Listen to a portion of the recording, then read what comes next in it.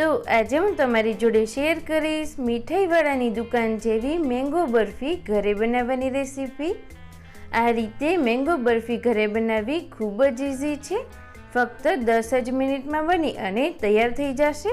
તો મેંગો બરફી બનાવવા માટે મેં અહીંયા 1 નંગ જેટલી પાકી કેરી લીધેલી છે અને આ રીતે તેને નાના પીસીસમાં કટ કરી અને તૈયાર કરી લીધી છે।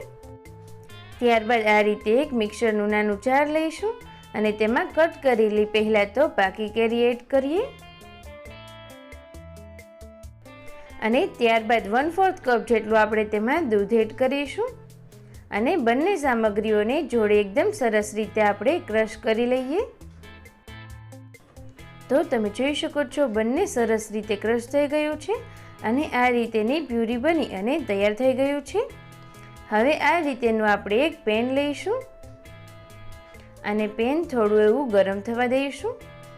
પેન ગરમ થઈ જાય ત્યારબાદ ગેસની ફ્લેમ સ્લો કરી અને આપણે જે કેરી અને દૂધને ક્રશ કરી અને તૈયાર કરીને રાખ્યા છે તે એડ કરીશું અને ગેસની મીડિયમ ફ્લેમ પર તેને એકદમ સરસ રીતે કૂક થવા દેવાનું છે, જેને લગભગ 2 થી 3 મિનિટ જેટલો સમય લાગશે। આ રીતે તેને સ્પેચ્યુલાની મદદથી ચલાવતા જઈશું અને તેને ખૂબ જ સરસ રીતે કૂક કરી લેવાનું છે। તો તમે જોઈ શકો છો 2 થી 3 મિનિટ પછી આપણી પ્યુરી આ રીતે થોડી થીક થઈ ગઈ છે અને એકદમ સરસ રીતે કૂક પણ થઈ ગઈ છે। આ સમયે હવે આપણે તેમાં અડધા કપ જેટલો મિલ્ક પાવડર એડ કરીશું અને તેને ખૂબ જ સરસ રીતે આપણે મિક્સ કરી દઈએ। મિલ્ક પાવડરને એડ કરવાથી જે આપણે કેરીનો પલ્પ એડ કર્યો છે તેને વધારે થીક થવામાં જે સમય લાગતો હોય છે તે ખૂબ જ ઓછા સમયમાં આ રીતેની થીક પેસ્ટ બની અને તૈયાર થઈ જશે।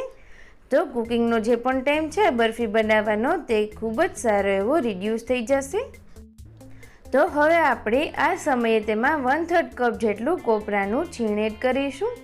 જો તમને કોકોનટનો ટેસ્ટ પસંદ ના હોય તો તમે તેને અવોઇડ પણ કરી શકો છો, પરંતુ આ રીતે મેંગો જોડે કોકોનટનું કોમ્બિનેશન ખૂબ જ સરસ લાગે છે। હવે તેને પણ આ રીતે આપણે સરસથી મિક્સ કરી દઈએ અને હવે લાસ્ટમાં તેમાં અડધા કપ જેટલી આપણે દળેલી ખાંડ એડ કરીશું। તમારે જો વધારે સ્વીટનેસ જોઈતું હોય તો થોડી વધારે પણ એડ કરી શકો છો। તો હવે ખાંડને ખૂબ જ સરસ રીતે આપણે તેમાં મિક્સ કરી દઈએ।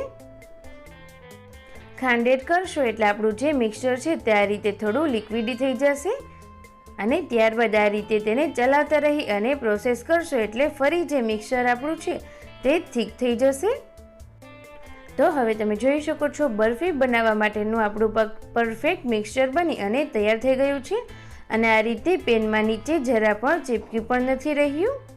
તો હવે બરફીને સેટ કરવા માટે મેં આ રીતેનું એક ટીન લીધેલું છે અને તેના ઉપર આ રીતે આપણે બટર પેપર રાખી દઈશું। જો તમારે આ રીતેની પ્રોસેસ ના કરવી હોય તો ઘરમાં રહેલી કોઈ પણ પ્લેટનો ઉપયોગ પણ કરી શકો છો અને આ રીતે તૈયાર કરેલા મિક્સચરને આપણે ટીન ઉપર લઈ લઈશું અને આ રીતે તમારે જેવડી પણ સાઈઝની બરફી વાળવી હોય એ રીતે સ્પેચ્યુલાની મદદથી તેને સરસ રીતે સ્પ્રેડ કરી દઈશું। તો મિક્સર સરસ રીતે સેટ થઈ ગયું છે। તો હવે આપણે તેમાં કટ કરેલા કાજુ અને પિસ્તા એડ કરીશું। તમારે ગાર્નિશિંગમાં જે પણ ડ્રાયફ્રૂટનો યુઝ કરવો હોય તે બધાનો કરી શકો છો। ત્યારબાદ આ રીતે સ્પેચ્યુલાથી તેને થોડા પ્રેસ કરી દઈશું જેથી કરી અને તે બરફી જોડે સરસ રીતે સેટ થઈ જશે। હવે તેને 10 થી 15 મિનિટનો રેસ્ટ આપીશું। તો હવે આપણી બરફી સરસ રીતે તૈયાર થઈ ગઈ છે। તો આપણે તેને કટ કરીએ। આ રીતે તમે જોઈ શકો છો બટર પેપરથી પણ ખૂબ જ ઇઝીલી અલગ થઈ જાય છે। તો ચપ્પુની મદદથી હવે આપણે તેમાં આંકા પાડી લઈએ। તમારે જેવડી પણ સાઈઝની બરફી બનાવવી હોય એવડા આંકા પાડી શકો છો।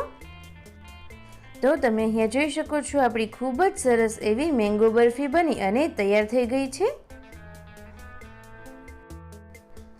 તો તમે પણ આ રીતે મેંગો બરફી ઘરે જરૂરથી ટ્રાય કરજો, ઘરમાં બધાને ખૂબ જ ભાવશે।